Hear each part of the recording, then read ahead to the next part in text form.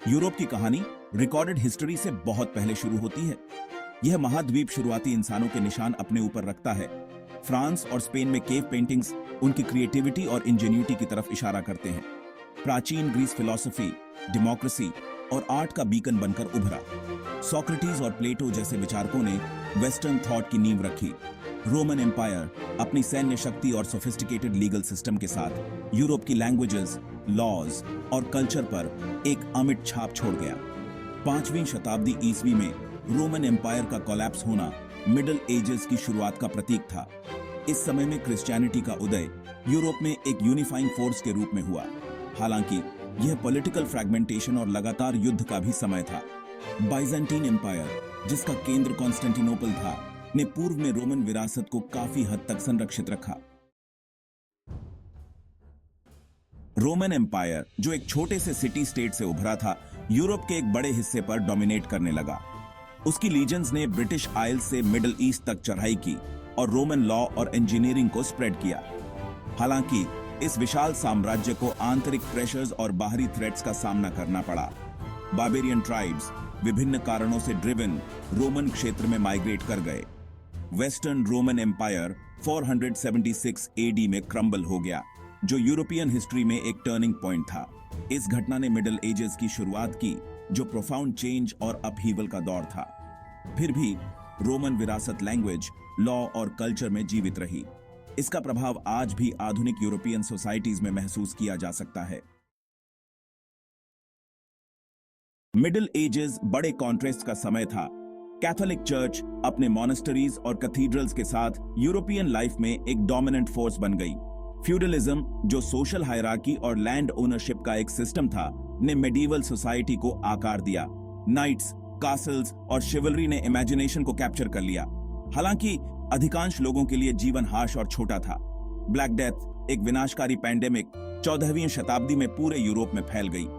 इसने लाखों लोगों की जान ले ली, पॉपुलेशंस को डेसिमेट कर दिया और सोशल ऑर्डर को डिसरप्ट कर दिया। फिर भी इस त्रासदी से यूरोप उभरने लगा। नए आइडियाज और इनोवेशंस का इमर्ज हुआ, जिससे रेनेसांस का मार्ग प्रशस्त हुआ। सेक्शन 4, पुनर्जागरण और धर्म सुधार, एक बदला हुआ महाद्वीप। Renaissance and reformation, a continent transformed. Renaissance, जो कल्चरल रिबर्थ का दौर था, 14th सेंचुरी में इटली में शुरू हुआ। आर्ट, लिटरेचर और साइंस का विकास हुआ। लियोनार्डो डा विंची, मिकेलेंजेलो और राफाएल ने ऐसी मास्टरपीसेस बनाई जो आज भी विस्मित करती हैं। रेनेसांस ने क्लासिकल लर्निंग में नए सिरे से रुचि और ह्यूमनिज्म की भावना को मार्क किया। रेफॉर्मेशन, एक धार्मिक आंदोलन जो 1517 में मार्टिन लूथर द्वारा शुरू किया गया था, ने कैथोलिक चर्च के अथॉरिटी को चैलेंज किया।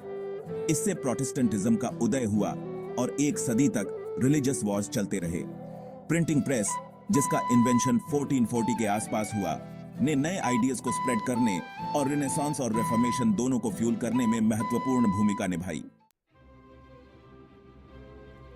सेक्शन 5, एकीकरण की राह, संघर्ष से सहयोग की ओर। The road to union, from conflict to cooperation.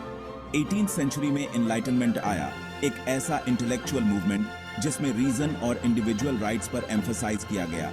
इस दौरान अमेरिका और फ्रांस में रेवोल्यूशंस देखने को मिली, जिन्होंने पावर और गवर्नेंस के ट्रेडिशनल नोशंस को चैलेंज किया। इंडस्ट्रियल रेवोल्यूशन, जो लेट 18th सेंचुरी में शुरू हुई, ने यूरोप को एक ग्लोबल इकोनॉमिक पावर हाउस में ट्रांसफॉर्म कर दिया। 20th सेंचुरी 2 विनाशकारी वर्ल्ड वॉर्स का गवाह बना। वर्ल्ड वॉर 2 के बाद यूरोप में पीस और कोऑपरेशन की स्ट्रॉन्ग डिजायर थी।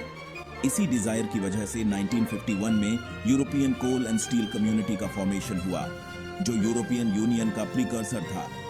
यूरोपियन यूनियन, जिसे फॉर्मली 1993 में एस्टैब्लिश किया गया था, का उद्देश्य इकोनॉमिक इंटीग्रेशन को प्रमोट करना और भविष्य में कॉन्फ्लिक्ट्स को रोकना था। सेक्शन 6, आज का यूरोप एक global power house. Europe today, a global power house. European union का ग्रो होकर 27 मेंबर स्टेट्स तक विस्तार हो गया है, जिसमें एक सिंगल करेंसी यूरो का इस्तेमाल कई देशों में होता है। इसने अपनी सीमाओं के भीतर पीस, डेमोक्रेसी और इकोनॉमिक प्रॉस्पेरिटी को प्रमोट करने में महत्वपूर्ण भूमिका निभाई है। हालांकि ईयू को चैलेंजेस का सामना करना पड़ता है, जिनमें इकोनॉमिक डिस्पैरिटीज, इमिग्रेशन और नेशनलिज्म का उदय शामिल है। इन चैलेंजेस के बावजूद यूरोप एक ग्लोबल प्लेयर बना हुआ है। यह साइंस, टेक्नोलॉजी और कल्चर में लीडर है। European Nations climate change, poverty और कॉन्फ्लिक्ट रेजोल्यूशन जैसे ग्लोबल इश्यूज को एड्रेस करने में एक्टिवली इन्वॉल्व्ड हैं। यूरोप की कहानी अभी भी लिखी जा रही है और इसका भविष्य अभी अनिश्चित है।